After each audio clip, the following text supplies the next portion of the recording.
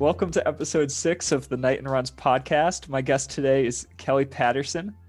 Kelly just completed her first ever 100K ultramarathon in Zion National Park in Utah. Kelly is an athlete of mine who I coach through Knighton Runs Coaching, and I wanted to bring her on the show today to learn about her experience training for and running this event. Prior to working with me, Kelly was a runner but had never done an ultramarathon before.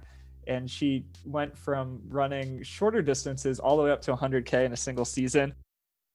From my perspective, she did a phenomenal job with this. And I really just wanted to dig into her story, learn her background, and see how she was able to accomplish such a big goal in just a few months.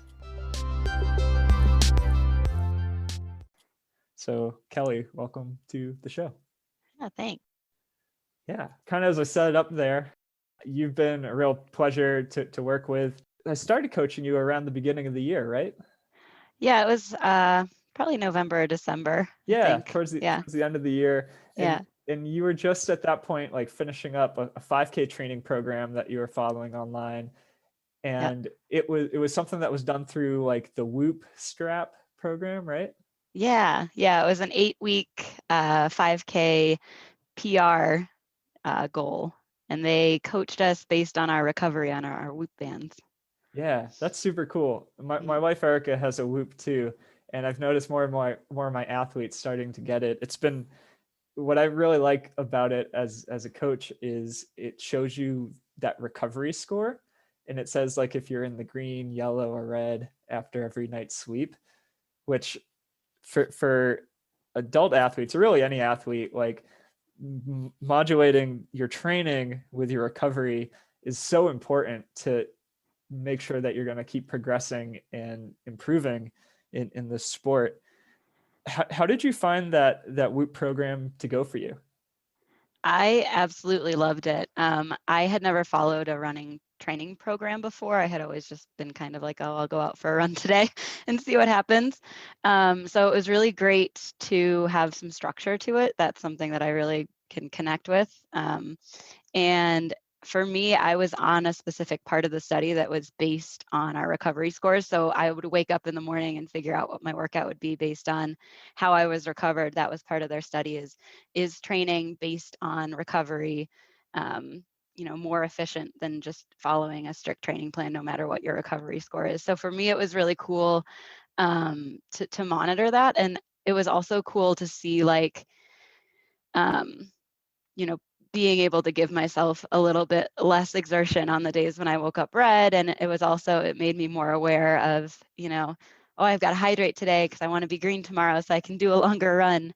So it made me more aware of kind of all the things that went into my recovery as well. So it was cool to see, and it was cool to kind of experience, like, oh, I woke up green and my run felt really good today. And I don't know how much of that is me seeing green and then feeling good about it, or my body actually being primed. But yeah, it was pretty cool. Yeah, I thought that was really exciting. And when you first reached out to me for coaching, I actually sort of took it as a little challenge. I was like, okay, Kelly just did this cool technology-based training thing.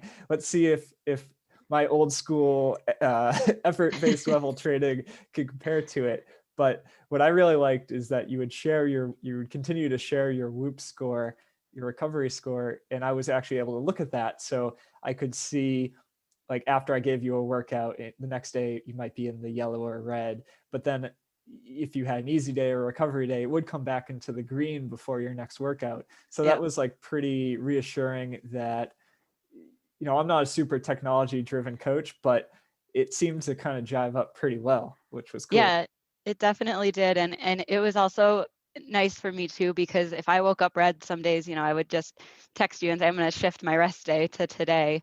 And usually if I did that on a red day, if I shifted a rest day, the next day I'd be ready to go for a workout, which was cool. Yeah. I love that. That's so cool.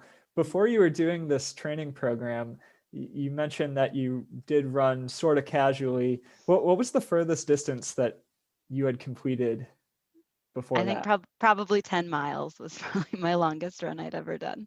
Yeah. And then, literally just last weekend, you did a 62-mile run. Yep. It's pretty amazing. Over the course of like the past 4 or 5 months, you've scaled up your weekly mileage from less than 20 to about, what was the highest we did? About I think 40? 40, 42 Yeah. is probably the highest we got. Yeah. Covering, and then your build up, you had a half marathon, a full Yep. marathon, Yep. which was on trails and like up a mountain, by the Yeah, I way. ran my first trail run ever, you know. My first, I think my trail marathon was maybe my 7th trail run of my whole life. All the way up to just last weekend, Yep. the Zion 100K Ultra, which sounds super, super fun. I love to learn more about how that race specifically went. Yeah. What were you feeling like in the lead up week to Zion? I felt like I had no idea what to expect. I don't think I was that anxious really. I was just kind of like, all right, let's get there and see what happens. Because you know, I felt like I was like at peace with the fact that like I've done all I can do, right? I've done all the work that I can do. I did everything, and now it's just a matter of getting there and moving my legs. Yeah, I felt, really happy with the way that your training went. From my perspective, there wasn't a ton of hiccups in this build. Do you feel like the season went well for you? Yeah, absolutely. Yeah, I didn't have any, I mean, I had no injuries. I mean, even with the amount of mileage that I was adding, you know, I didn't feel like I was ever struggling with soreness or recovery or anything like that. I felt like things were pretty smooth, and you know, I said I had never run more than 10 miles. I think by the end of it, if you would give me a 10-mile run, I was like, oh, why is my long run so short? So, yeah, I feel like there was really no issues along the way. Yeah, that's awesome. As a coach, it's when someone comes to you and says, "Hey, the furthest I've ever run is 10 miles," and by the way, I just signed up for a 100K race. It's an exciting challenge, but it's also a big one. Both for you as the athlete, of course, but me as the coach. I feel personal responsibility for all my athletes. I want to make sure they stay healthy and injury free. And increasing your mileage too quickly, too soon is obviously one of the things that tends to lead to athletes getting injured. But you really had no issues this season. What would you attribute to? I find it pretty remarkable. Your build was both quick but pretty seamless. Yeah, I I think it's obviously probably, you know, surprising when when someone comes to you and says I want to do this, but I think I had a good background in fitness and especially body awareness because I'm a yoga teacher and I'm a fitness instructor, and so I'm someone who's very tuned in to when things don't feel good. And so I think that was a good jumping off point. And then I think also in your coaching, you really emphasize, you know, taking it easy when you feel like you need to take it easy, either, you know, walking up hills or feeling like you can run a little slower as long as you keep moving. So I think that helped me too. In that, you know, when I was running on my own, that was never really something that I thought about too much. It was usually, you know, push myself till I feel dead, no matter how far I'm running. So that was a really good thing for me to sort of like chill out on. So that combined with sort of like body awareness and, you know, hydration and nutrition, I think really helped. That's great. Yeah, the thing with ultras is, for I would say most athletes, especially, probably the thing with ultras, I mean, pretty much everyone except for like really the pro level who are running ultras, they're gonna their race is gonna be very, very different than what like a regular training day is like. I mean, to cover 62 miles, it's a sheer feat of endurance. Like, your speed is probably not really a factor for like 99% of people trying to run a race that long. So, and when you go out for an easy day run of like an hour, you're obviously going to have like way more energy and be faster on just like a normal day than you're going to be like 12 hours into a mountain race. So when you think about like speed training for ultras, I think it's kind of interesting. There's this theory of anything faster than race pace is speed training. And though it may not seem like it, if you assume you're going to be slower than you normally are during an ultra, then just like your regular everyday pace that's like comfortable and feels good, but it's like not hard, like that's technically speed training for an ultra. Yeah, and that was something that like I expected going into the ultra, but it really, like, once I was in it, I was like, oh, people aren't running. Like, this is not a run in my classical consideration of like running a race, right? It was a power hike at best at some points. Yeah. Yeah. And you shared this event with two friends, right? Hmm. And we spoke a few days before the race, and I know you had some concerns about, were you going to be able to stay together? Was that going to be a challenge? Would there be tough times where someone wanted to push on and somebody else didn't? But you ended up staying together the entire time. Yeah, I think that was actually a huge factor in the fact that we all finished. There were definitely moments throughout the race where one of us would be pushing forward and the person at the back had to keep up, or be left behind. And I think we all sort of switched off on that role throughout the race, and it worked out really well in that, you know, by the time we got really into that last, 15-mile stretch, it was just a sheer force of will to get through it, and having someone else there that was ahead of you that you were following, or you were going to be left in the dark with your headlamp. I think that really made a huge difference. And yeah, I think worrying about the pace before the race was, in hindsight, sort of a silly consideration, because again, we all trained in different ways, and um, when you're in it, it's just like you just keep moving however you can. Yeah. Relentless forward progress is a phrase I've heard before applied to this. Yep. Even when you don't want to.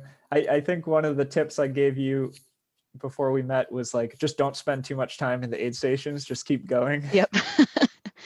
Yeah, we had that. We noticed we had at the end, someone had kind of joined our group because he noticed that we were on a mission and he needed someone to drag him forward. He was alone, and so he started coming with us, and we stopped at a few aid stations while he was with us, and he kept sitting down, and we were like, no, can't sit down.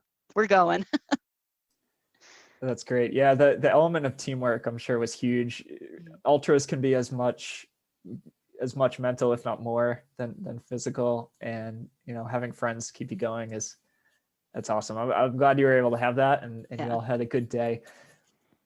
Could you kind of walk us through the race? Like, what did it feel like in the morning of? Yeah. Dark, you had a headlamp. What was the scenery like? What did you have to overcome throughout the day? Yeah. So we got there at about 5:30 in the morning. The 100K race started at 6, so we got to watch the 100-mile race go start at about 5 a.m. So we were watching all the 100-milers get geared up to start. So that was interesting. But so we sat in the car. It was dark. Waited until it was about time to get going, and there was definitely a lot of nerves that morning. But once we got going, it was kind of cool. You had pretty much everyone at the starting line shot off at the same time. And we started on a nice little like downhill gravel road, which was good intro to the day. We got to watch the sunrise over some mesas. It was beautiful, and we're kind of taking our time. We were running pretty slow, but we were getting some running in. And then we found ourselves up on a mesa, and the first one we went around was pretty rocky terrain, and it was a little difficult to follow the pink ribbons. So that was the main challenge, I think, through the first mesa loop that we did, which was about mile 5 through 17. So the challenge was staying on course in that one. And so there was one point where we went out and back during that time. I'd say it was probably around mile 13.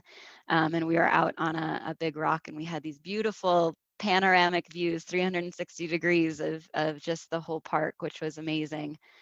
And yeah, so I'd say that that first part, we felt super comfortable. We were able to kind of, push the pace along without tiring ourselves out. And then at mile 17, we got to the same aid station that we had been at before, and that was right before a steep descent to drop off. So it was about a 1,500-foot descent into a valley off the mesa. And as we were going down it, I mean, my feet were at, this extreme angle. We were taking tiny little steps to get down, shuffling, because it was kind of like loose sand and gravel. And so, yeah, that was tough on the knees. I'd say that was probably the biggest concern going down. That was A, like we couldn't go down it quickly, and B, I was just like every step, like, okay, put my foot, then move the other. And then we got down into the valley, and it was about 20 miles down there. And I think you had told me before that that would probably be the most mentally challenging, and it definitely was. It was the hottest part of the day. It was monotonous terrain on old rolling roads.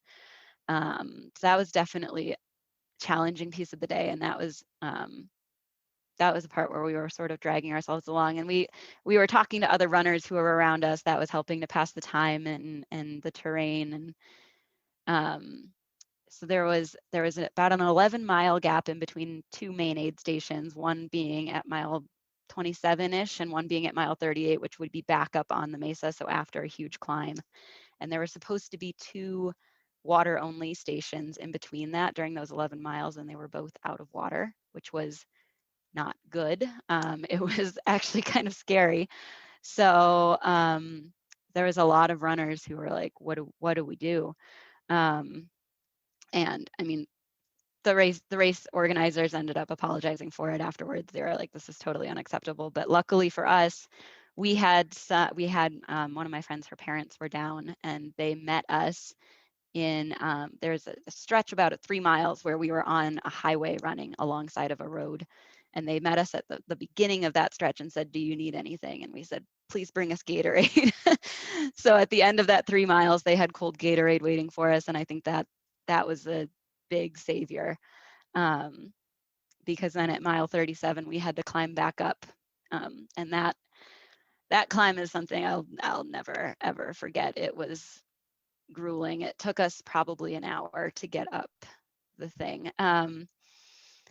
It was when we started climbing, we got up a little bit of the way and had to stop and catch our breath. Our hearts were like pounding out of our chests, and we look up, and the whole trail on the way up is just like littered with people taking breaks, like littered with people sitting down on rocks, holding on to trees, like it was a struggle for everyone, because they had changed the course. In previous years, this climb had been like within the first, few miles of the race, and now it was at mile 38. And at the end of the day, when the sun was coming at us, and man, it was a lot.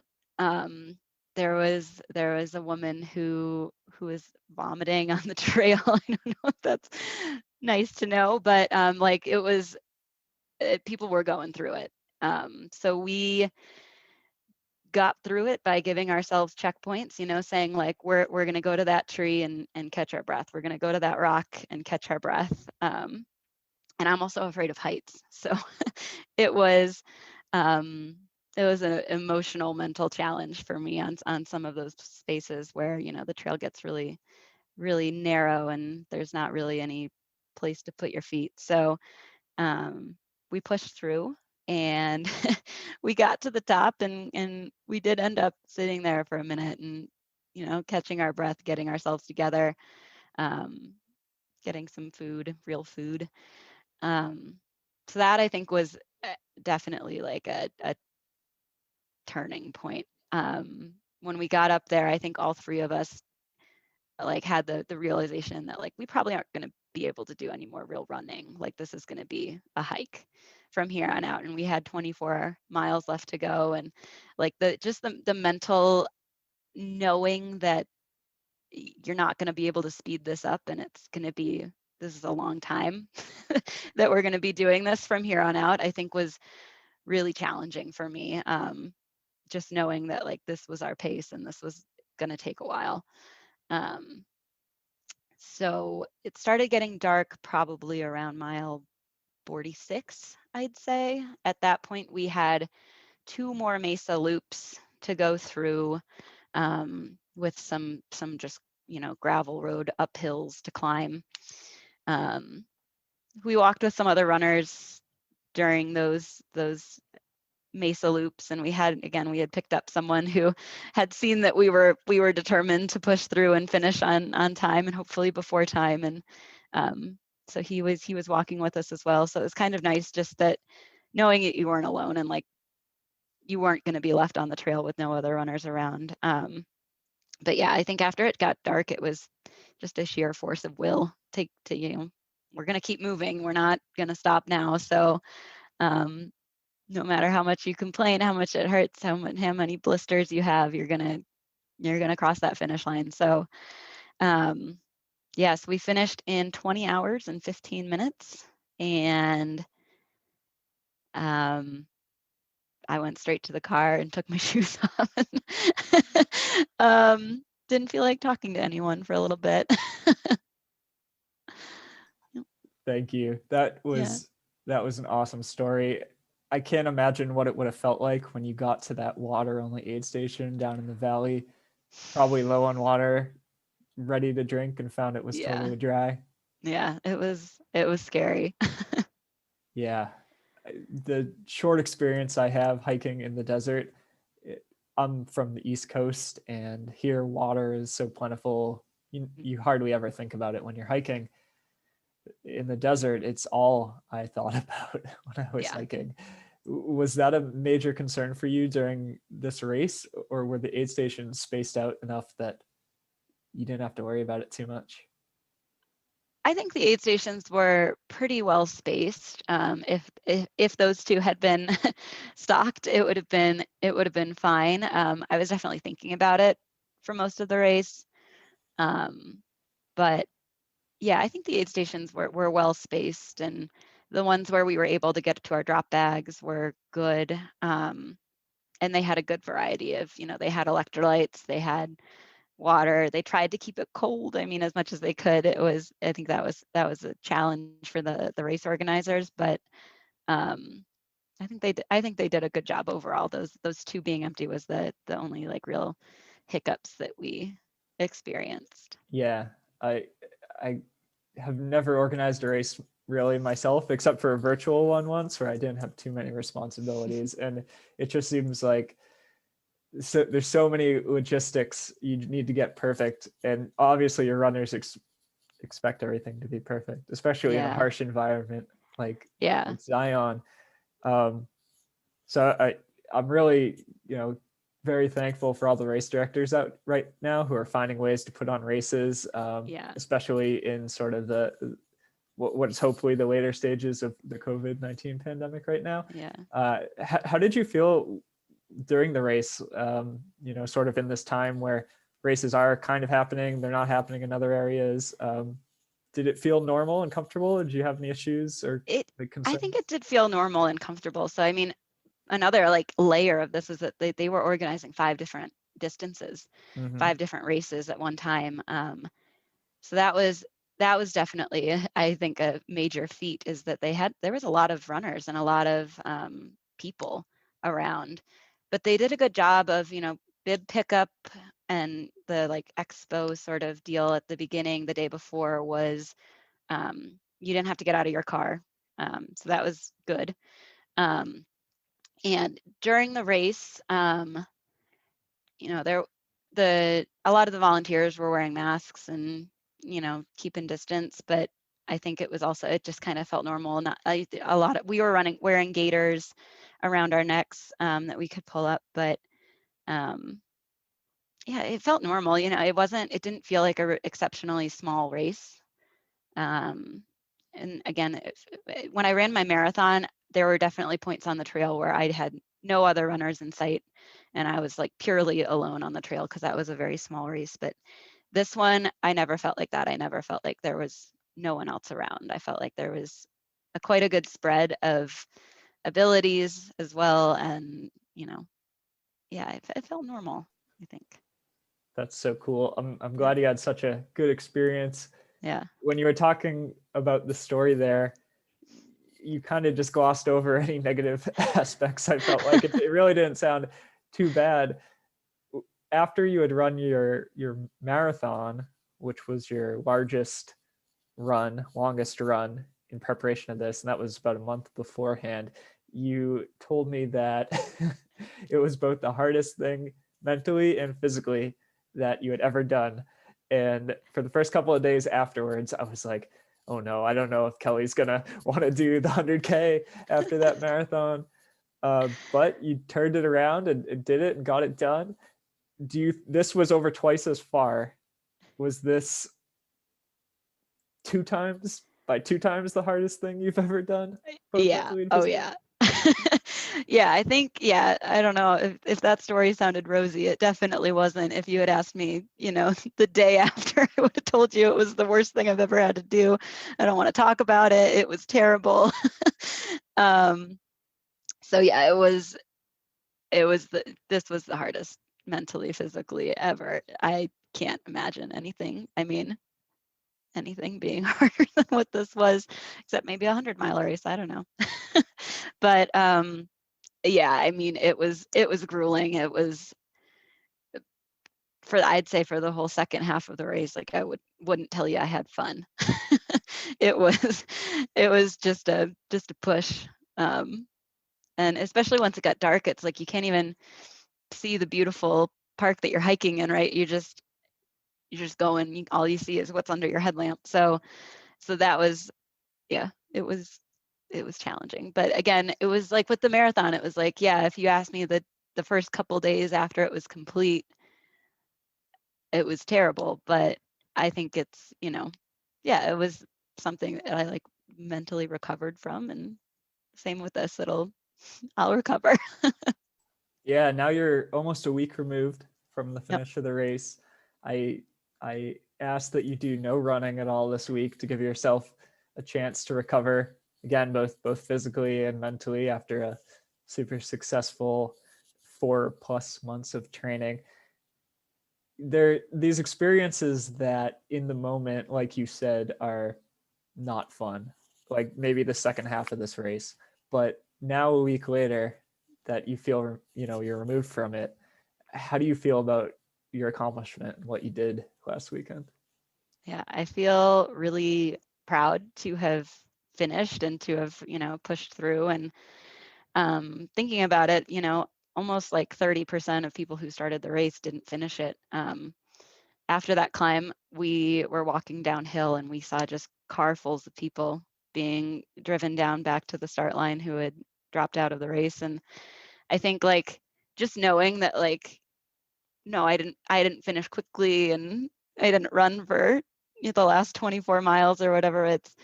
It's like it doesn't matter. Like I did it. We got across that finish line and that was what we were there to do. So and also just I think thinking about the months of training that I put in, that was just such an accomplishment to do all of those things too. And to think about the fact that my first trail marathon, I kind of blew by it as like it's a training run. It's just a training run. And like, if you had asked me a year ago if I even had any interest in running a marathon, I would have been like, nah, not for me. So the fact that that was just like, oh, a training run, and then 2 days later I was running again because I had to keep training, So yeah, I think it's a huge accomplishment, the whole journey of starting and finishing, and the fact that I still want to keep running and I want to do it again is like crazy and surprising. That's awesome.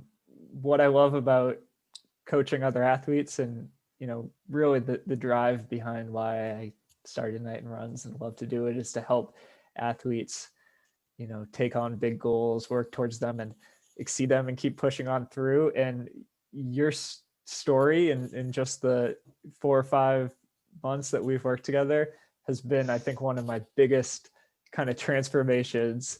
And you've been super fun to coach. And I'm so happy for you, what you did last weekend. That's Thank you. amazing. I was very jealous for all those races you were doing. You recently moved to Denver, Yep. Colorado, Yeah, right? it was back in January, like right at the beginning of the year.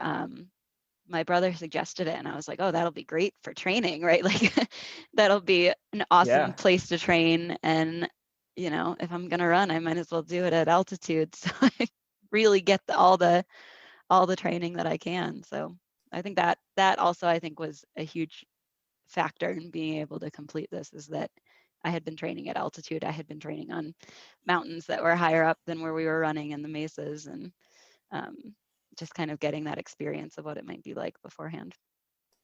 Yeah, you definitely put yourself in sort of one of the perfect cities Yeah. for training for a mountain ultra. The previous episode of this podcast, I interviewed my friend Kyle Robidoux, who's also a ultra runner and has run many mountainous races. He lives in Boston, which is a mostly flat city. So when he looks to go get elevation, it's a lot of Yeah. repeats, going to the biggest hill in the city and doing it over and over and over again. But you were able to get out to some pretty cool areas for some of your training runs and really get into some like real mountainous racing as part of your training too, which I think set you up for success in this race.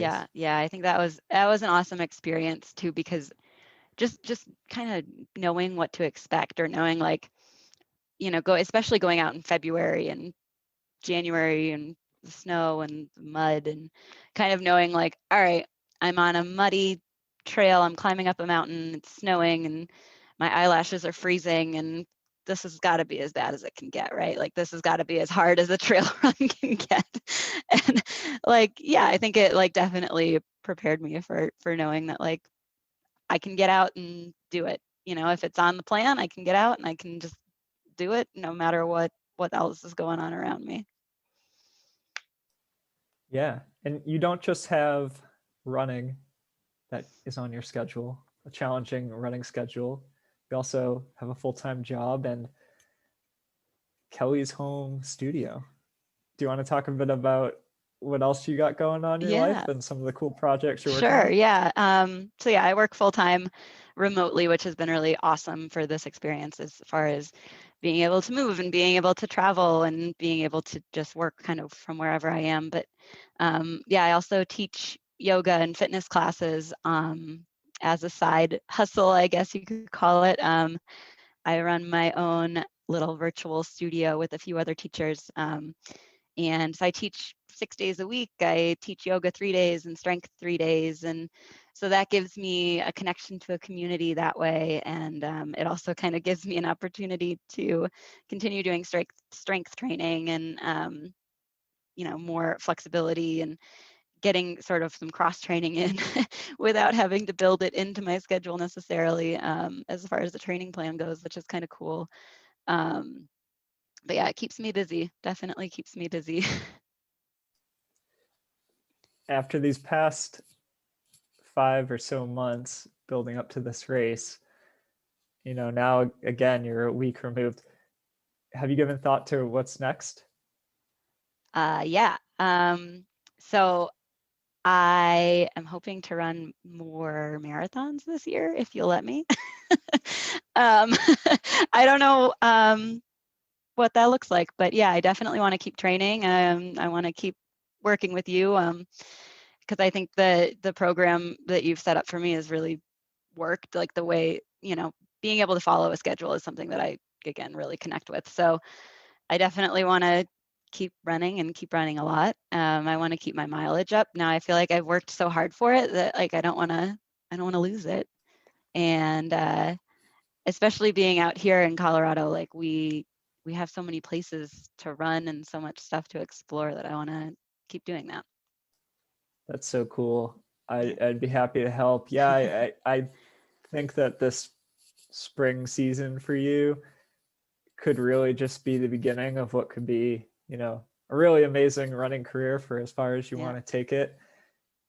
What you were able to do these past 5 or so months, going from someone who ran maybe up to 20 miles a week all the way to regularly doing 40 and completing races, that is a really great place to be if you want to go deep into running. I was mentally, in my mind, I feel like there's a huge switch between if you're a runner who can do and enjoy, right? Because that's important. If you can enjoy running 40 miles a week, that's like the tipping point into like you just get so much better, Yeah. like beyond like 40 to 60 miles a week is like the absolute sweet spot for most adult runners who like really want to get close to their Yeah. potential. And I'm so happy we were able to kind of get you to that point and you're enjoying it, having fun doing racing.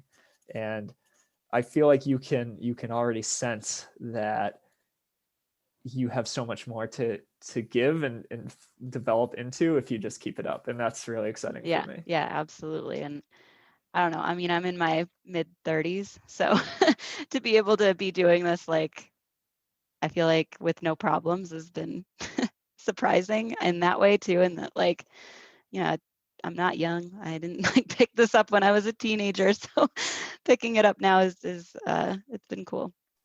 Yeah. There's this concept called training age Mm. that I've been thinking a lot about recently, which is basically it doesn't matter when you started running with your biological age. It matters when you start running, period, at any age. So a lot of times we think back and like, oh, if I only started running in high school, I'd be so much faster right now. But the thing is, you look at people who started running in high school and it's like, sure, they're wicked fast when they're like 20, 21, 22, but then they get burnt out and a lot of times leave the sport or totally stagnate after like 25 or so. And then you look at athletes who don't start until the age of like 30 or 40, and then they have like a decade of progression. So I really think, and I believe this is like a huge benefit for adult runners coming to the sport at any age, is it really doesn't matter when you get into the sport. You're going to see like, potentially 10 years of improvement from the day you kind of start following a training plan and start training well and following good principles, consistency, slowly increasing your mileage and enjoying it and all that sort of Yeah. stuff. So you've got a long career ahead of you in running, which I love. I can't wait to see what you're going to do. Have you been eyeing any races or not yet? There's one in Steamboat Springs in June, which I know is Mm-hmm. soon, but yeah, there's a marathon there, and I think that's mostly a road race actually, not a trail. And then there's others throughout Colorado. I've been looking. Cool.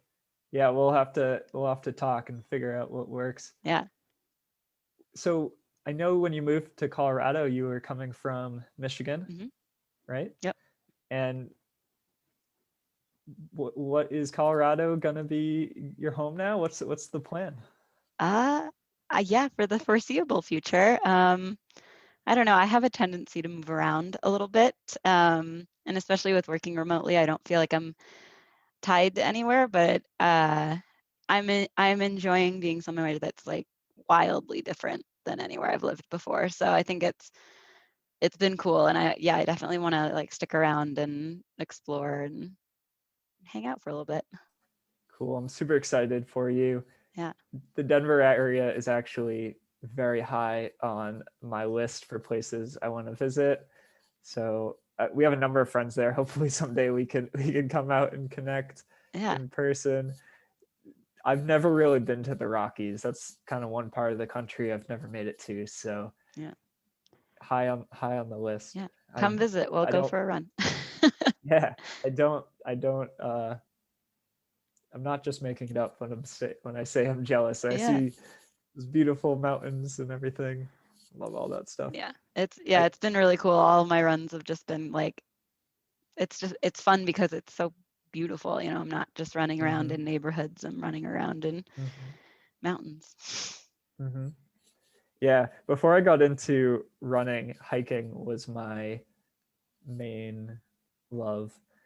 And as I started doing longer and longer hikes, I transitioned that into ultra marathoning because I was like, well, I can hike 30 miles in a day. I'll just do a 50K. And found that it's actually a lot harder when you start to have to run it. But yeah, it's funny. My trajectory into running is sort of weird, where I was primarily into ultra running, and then as I've enjoyed getting faster and faster and faster, I've started focusing on shorter road events. But whenever I hear people's stories about their ultra marathons, it's just so cool. I mean, it's so different. Like, it's not even the same sport, what you just described, to like me talking about trying to do like a 16-minute 5K. I mean, Right. It's not the same thing. Oh, it's a completely different thing. Yeah. Now I know. Yeah. Yeah.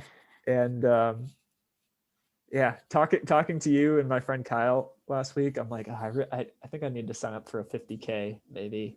It's been a few years since my last trail race. I did a half marathon in New York on the trails, I think in 2018 or 2019, and then last year was kind of like a wash with no races happening and stuff. But talking to all of you, I'm sort of in marathon mode right now, so I'm like, all right, I'm doing a marathon on May 22nd.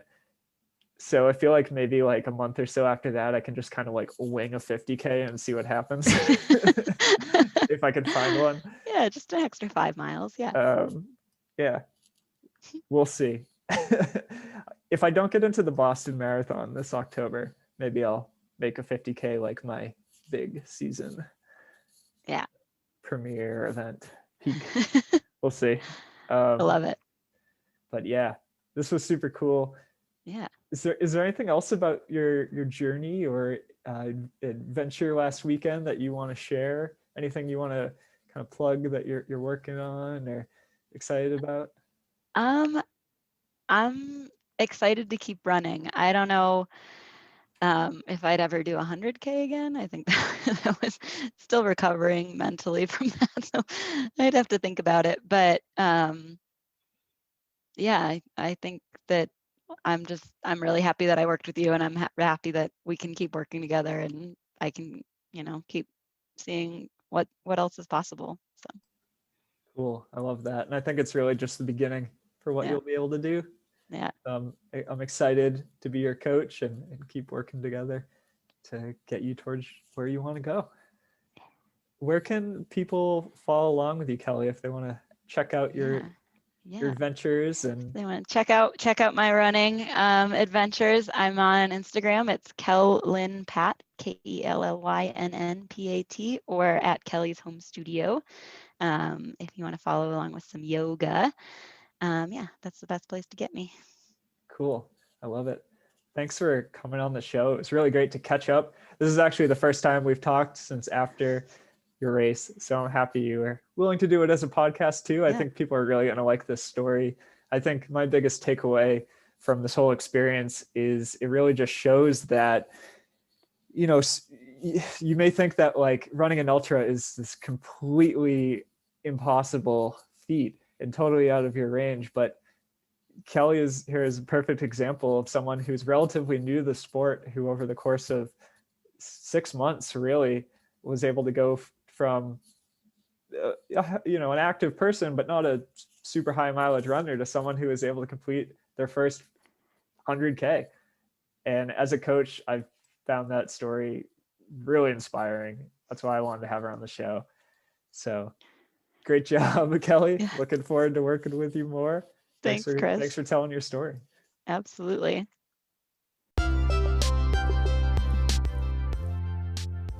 All right, that is the episode. Thank you so much for listening. You can subscribe to the Knighton Runs podcast on Apple Podcasts, Spotify, and all major listening platforms. So please do, so you won't miss the next episode. That one's going to be coming out soon. You can also follow along with what we're doing at KnightonRuns.com and on Instagram, Twitter, and Facebook at Knighton Runs. I started Knighton Runs because I love helping other runners reach towards their goals and exceed them. I hope this will be the year you take your running to the next level too. We all have power within us to do really awesome things, but it's totally essential to commit to a goal and take massive action to work towards it, whatever that may be for you. So if I could help you out, feel free to reach out to me at any time. I'd always be happy to map out a game plan with you, figure out what you can be doing to make this your best year of running yet. Thanks again for listening. Take care. Bye.